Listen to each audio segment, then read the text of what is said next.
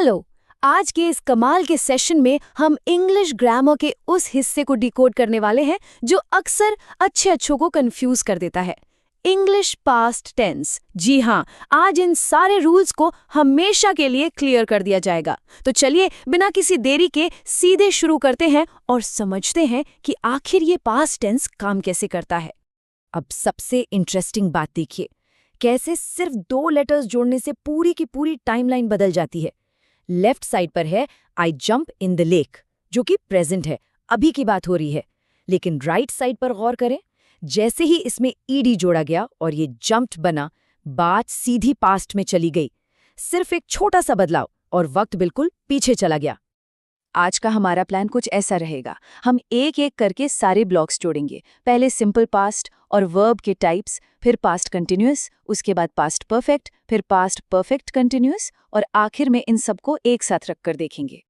तो चलिए अपने पहले बिल्डिंग ब्लॉक से शुरुआत करते हैं, सिंपल पास्ट टेंस और उसके वर्ब टाइप्स।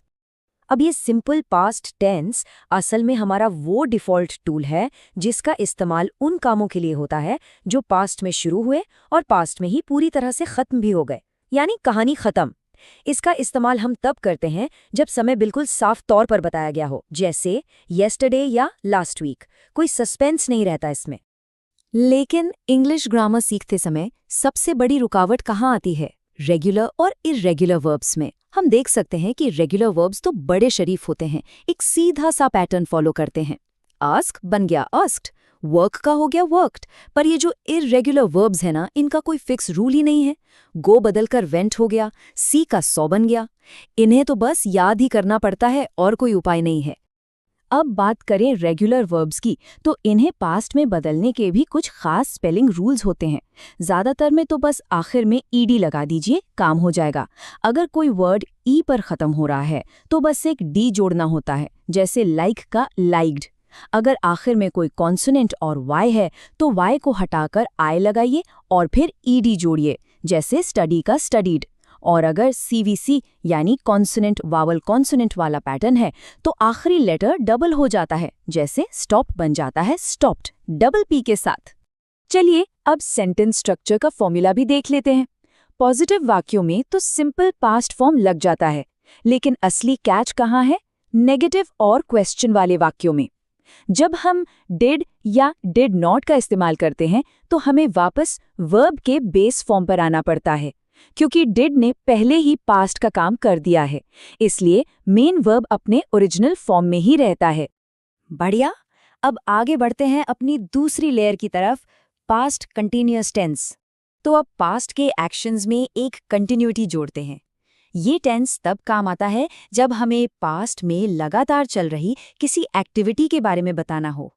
आसान भाषा में कहें तो जब अचानक से कोई घटना घटी, उस वक्त बैकग्राउंड में क्या चल रहा था, बस उसी सीन को सेट करने के लिए इसका इस्तेमाल होता है। इस उदाहरण से ये बात एकदम शीशे की तरह साफ हो जाती है। He was reading a book when the phone rang।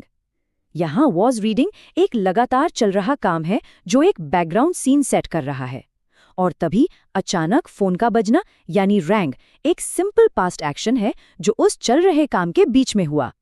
इसका फॉर्मूला भी बहुत सिंपल है। सब्जेक्ट के साथ was या were लगाइए और वर्ब में ing जोड़ दीजिए। यहाँ तक सब क्लियर है? तो चलिए अब तीसरी और सबसे ट्रिकी लेयर पर चलते हैं, पास्ट परफेक्ट टेंस। ये टेंस तब मसीहा बनकर आता है जब हमें पास्ट के अंदर भी कई अलग अलग टाइम फ्रेम्स की बात करनी होती है। इन 2 वाक्यों को देखिए। लेफ्ट में है she got home and noticed a change. यहाँ समझ नहीं आ रहा कि घटनाओं का सही क्रम क्या है, थोड़ा कंफ्यूजन है। लेकिन राइट साइड में she had left by the time he arrived, यहाँ पास्ट परफेक्ट ने सब कुछ एकदम क्रिस्टल क्लियर कर दिया है। पहले वो गई और उसके बाद वो पहुंचा, कोई कंफ्यूजन ही नहीं बचा।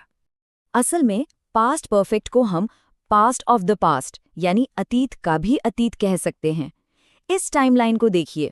एक्शन ए जो बहुत पहले हुआ, जैसे रोवर पाई खा चुका था, और एक्शन बी जो हाल ही के पास्ट में हुआ, यानी हमारे घर पहुंचने से पहले। दोनों बातें पास्ट की हैं, लेकिन एक काम दूसरे से पहले हो चुका था। अब अगर इसके फॉर्मूले की बात करें तो यकीन मानिए ये बहुत ही आसान है। सब्जेक्ट, उसके बाद ऑक्सिलरी वर्ब हैड और फिर पास्ट पार्टिसिपल यानी वर्ब का तीसरा फॉर्म, और सबसे कमाल की बात पता है क्या है? सब्जेक्ट चाहे सिंगुलर हो या प्लूरल, हैड कभी नहीं बदलता। ये हमेशा फिक्स रहता है। इस टेंस की असली खूबसूरती देखनी हो तो मशहूर कवि टी.एस. एलियट का ये कोट देखिए, I had seen birth and death but had thought they were different. ये लाइन दिखाती है कि असल इंग्लिश लिटरेचर में जब पास्ट परफेक्ट टेंस का इस्तेमाल होता है तो वो सुनने में कितना पावरफुल और एलिगेंट लगता है। तो अब वक्त आ गया है हमारे आखिरी और अल्टीमेट कॉम्बो बिल्डिंग ब्लॉक का, पास्ट परफेक्ट कंटिन्यूअस टेंस। ये टेंस हमें ये बताने में मदद करता है कि पास्ट में कोई एक्शन जो काफी समय से लगातार चल रहा था वो पास्ट के ही किसी पॉइंट पर आकर खत्म हो गया। इसका मेन फोकस इस बात पर होता है कि वो काम कितनी देर तक चला। एक तरह से ये किसी एक्शन की अवधि यानी ड्यूरेशन को हाईलाइट करता है। सुनने में ये बहुत बड़ा और मुश्किल लग सकता है, लेकिन इस लंबे फॉर्मूले को हम 4 बहुत ही आसान टुकड़ों में बांट सकते हैं। सबसे पहले सब्जेक्ट, उसके साथ हैड, फिर बिन और आखिर में वर्ब के साथ आईएनजी। जैसे I had been weeding my garden for weeks. इस तरह से अगर हम स्ट्रक्चर को फॉलो करें तो ऐसे लंबे सेंटेंस बनाना भी बिल्कुल एरर फ्री हो जाता है। ओके, तो अब वक्त आ गया है इन चारों बिल्डिंग ब्लॉक्स को एक साथ रखकर देखने का, ताकि पूरी पिक्चर एक बार में क्लियर हो जाए। चलिए वर्ब टू सी का इस्तेमाल करके एक रैपिड फायर कंपैरिजन करते हैं। सिंपल पास्ट, आई सॉ यानी काम खत्म। Past continuous, I was seeing यानी पास्ट में काम चल रहा था। Past perfect, I had seen मतलब किसी दूसरे पास्ट एक्शन से पहले ही काम पूरा हो गया था।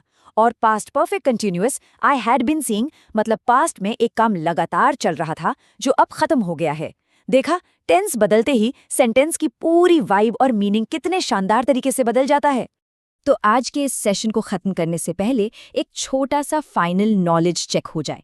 जरा सोचिए, last night I dash a movie with my family, यहाँ वॉच आना चाहिए या वॉच्ड? और दूसरा सवाल, I had been sleeping for hours, ये आखिर कौन सा टेंस है? अभी हमने जो भी रूल्स और लॉजिक समझे हैं बस उनका इस्तेमाल करना है और सही जवाब एकदम सामने आ जाएगा। उम्मीद है कि आज के बाद ये पास्ट टेंस का डर हमेशा के लिए दूर हो गया होगा। ऐसे ही मजेदार तरीके से नई चीजें एक्सप्लोर करते रहना है।